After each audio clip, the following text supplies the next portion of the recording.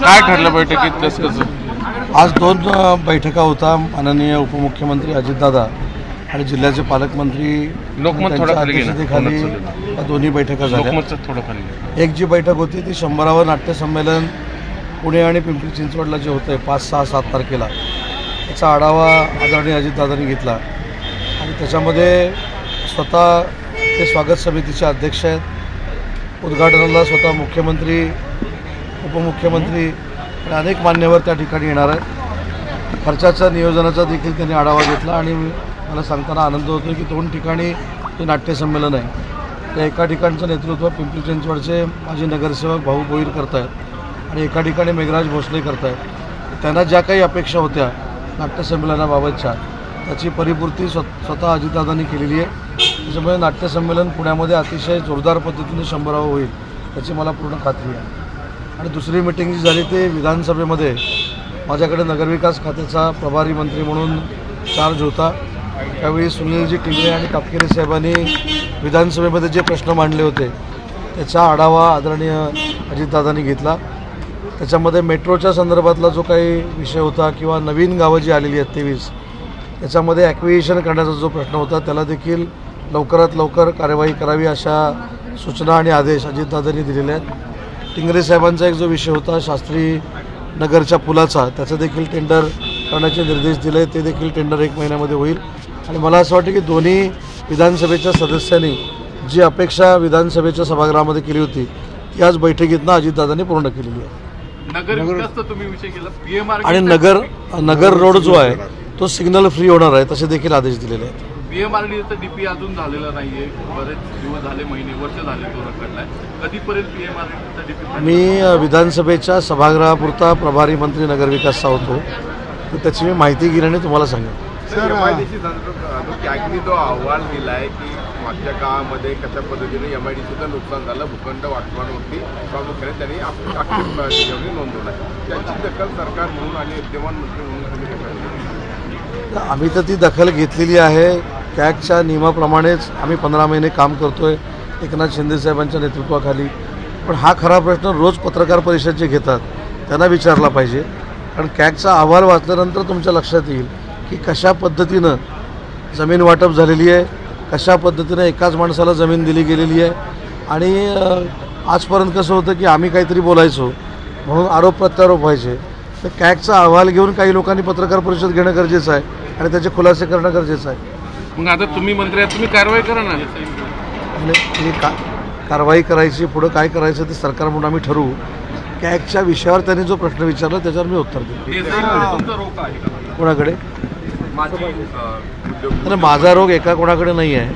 त्याच्यामध्ये अनेक लोक आहेत आणि त्या अनेक लोकांनी स्वतःचं आत्मचिंतन केलं पाहिजे दुसऱ्यावर टीका करतात. पण काही देसाईचा मुलगाच तुमच्याकडे आलेला आहे ना, हे सगळे घोटाळ्यांचे याचे आरोप आहेत. एक मुद्दा असा आहे की कोणाचा मुलगा कोणाकडे आला हा महत्त्वाचा नाही. कॅगचा रिपोर्ट काय, कॅगच्या रिपोर्टमध्ये देसाईंच्या मुलाचं नाव नाही आहे.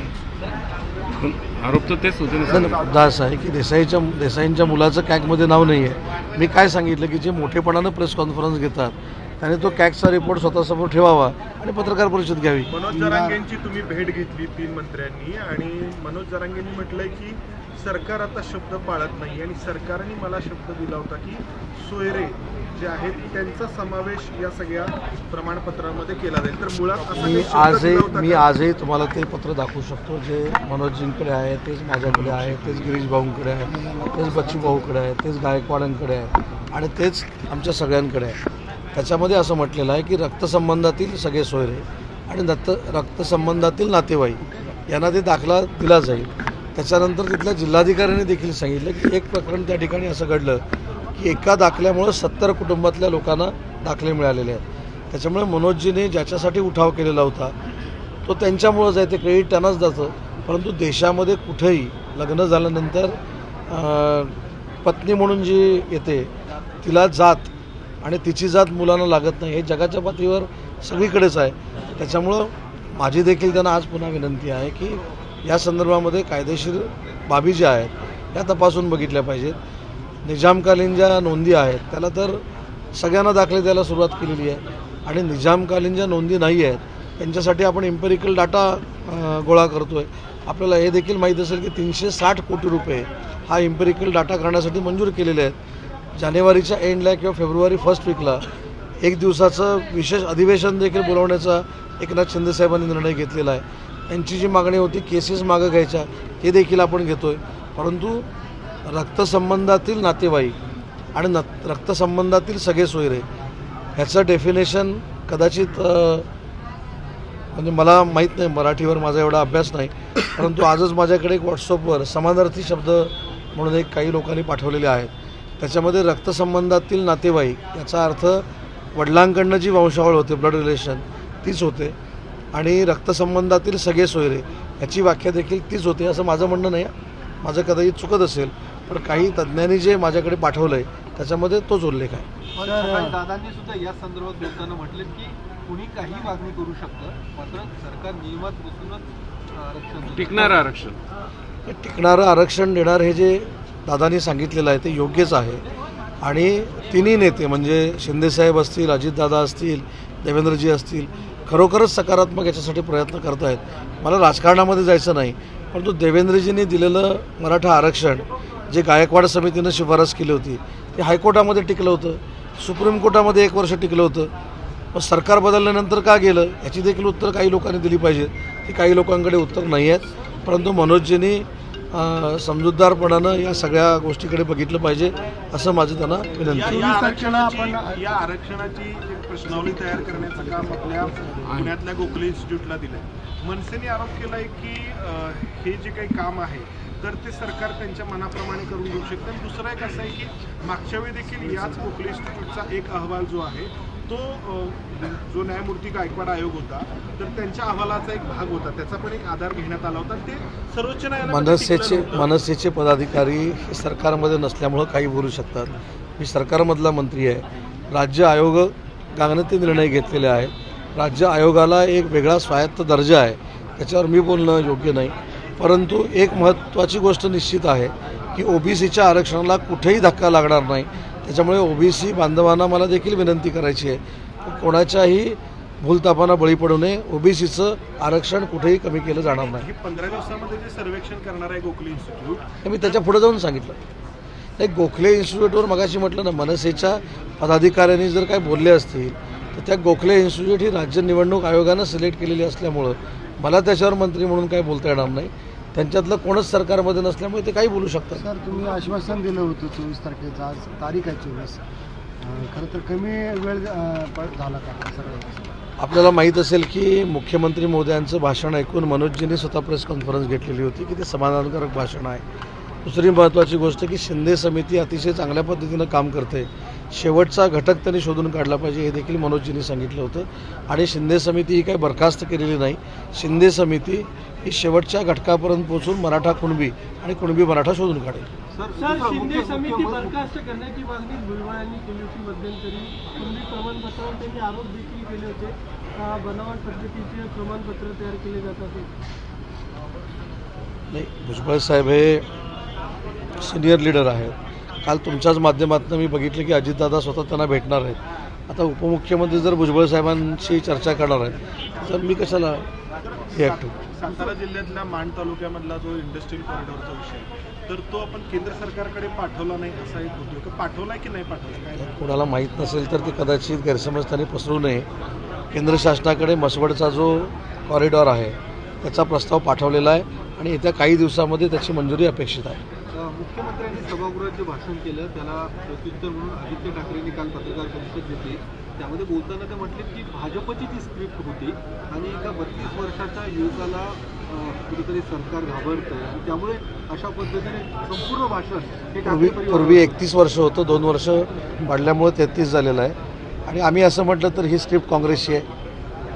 त्याच्यामुळं मुद्दा असा आहे की माननीय मुख्यमंत्री महोदयांनी ज्या पद्धतीनं एका रोडच्या कॉन्ट्रॅक्टरला कोविड सेंटरपासून ऑक्सिजन प्लांटपासून हातमोज्यापर्यंत आणि बाकी सगळी कामं दिली गेली याच्यावर ते बोललेले होते. त्याच्यामुळे मला असं वाटतं की आरोप प्रत्यारोप नव्हता, ते विधानसभेतलं भाषण होतं. ती बाहेरची पत्रकार परिषद नव्हती. बाहेर काय मी आता काही बोलू शकतो. पण आदरणीय मुख्यमंत्री विधानसभेमध्ये ते बोलले आणि विधानसभेमध्ये जे बोलले त्याच्यावर हक्कभंग देखील होऊ शकतो. त्याच्यामुळं मुख्यमंत्र्यांनी जी केलेली वक्तव्य आहेत पुराव्यानिशी केलेली आहेत. म्हणून मला असं वाटतं की बाकीच्या गोष्टींकडे मला लक्ष द्यायची काही आवश्यकता नाही. जरांगे रोज एक नवीन मागणी करतायत, सरकार ते रोज जात आहे. भुजबळ उपरोधिकपणे बोलले की मंत्र्यांना तिथे बंगले बांधून द्या. ठीक आहे, भुजबळ साहेब तुम्हाला माहिती आहे सिनियर पण आहे आणि ते विनोदी पण आहे, त्याच्यामुळे त्याच्यावर मला काही बोलायचं नाही. एखाद्या समाजामध्ये तेढ जर निर्माण होत असेल तर त्या ठिकाणी जाऊन बसणं, त्या ठिकाणी जाऊन त्यांची समजूत काढणं ही सरकारची जबाबदारी आहे. आणि तसंच म्हणजे तुम्हाला परवाचं मी उदाहरण देईन की ज्यावेळी आम्ही मनोजजी जरांगेंना भेटायला गेलो त्यावेळी ओबीसीचं देखील आंदोलन त्या ठिकाणी चालू होतं. त्यांना देखील आम्ही जाऊन भेटलो आणि त्यांना देखील विश्वास दिला की ओबीसीचं आरक्षण कुठेही कमी केलं जाणार नाही, ही सरकारची भूमिका आहे. सलीम कुत्ता पार्टी प्रकरणी आता शिवसेनेच्या नेत्यासह आता भाजपच्याही नेत्याची चौकशी होणार आहे. कुत्त्याबरोबर जे जे होतील त्यांची चौकशी होईल.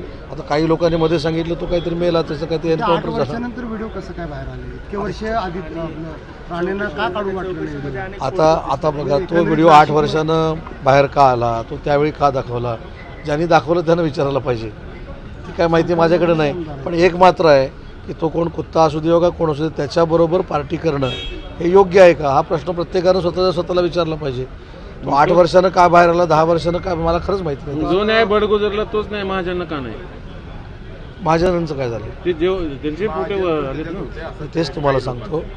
या संदर्भात तुम्ही गिरीश महाजन साहेबांची पत्रकार परिषद घ्या, तुम्हाला खरं दूध का दूध पाणी का पाणी बाहेर येईल.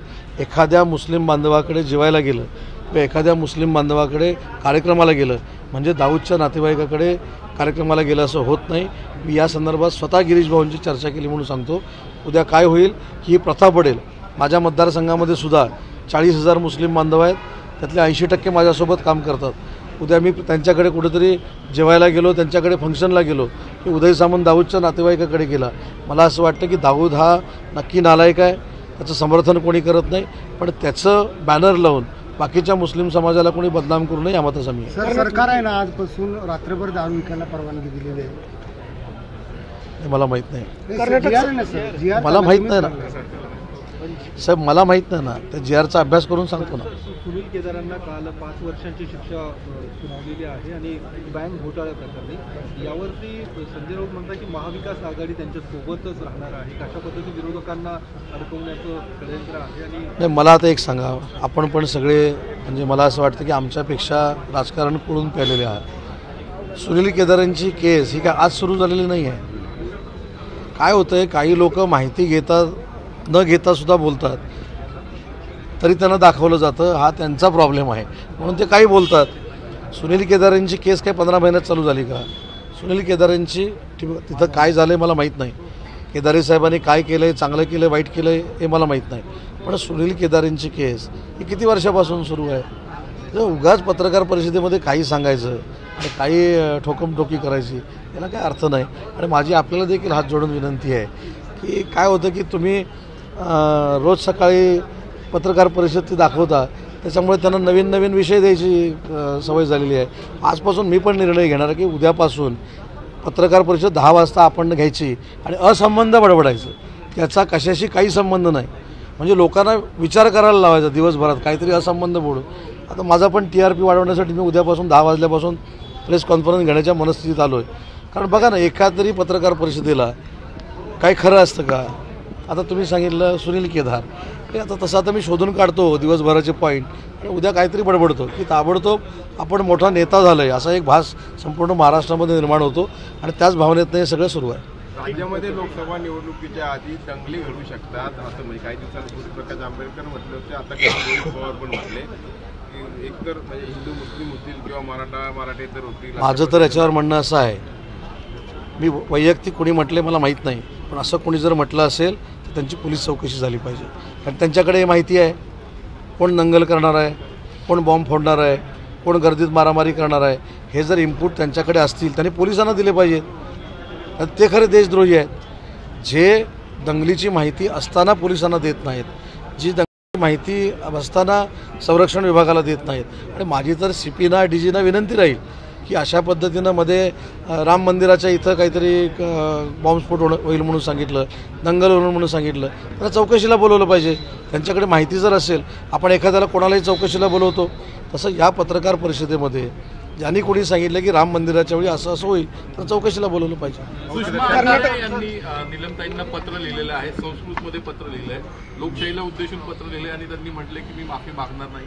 जो त्यांच्यावरती मला तुरुंगात टाका. संस्कृतचा तसा माझा एवढा काही संबंध नाही. मी ते पत्र पहिलं बघतो, त्याचा अर्थ लावतो आणि मग त्याच्यावर बोलतो. कर्नाटक सरकारने हिजाबवरील बंदी मागे घेतलेली आहे, त्याच्यामध्ये काय नवलं आहे? थँक्यू चला धन्यवाद सर.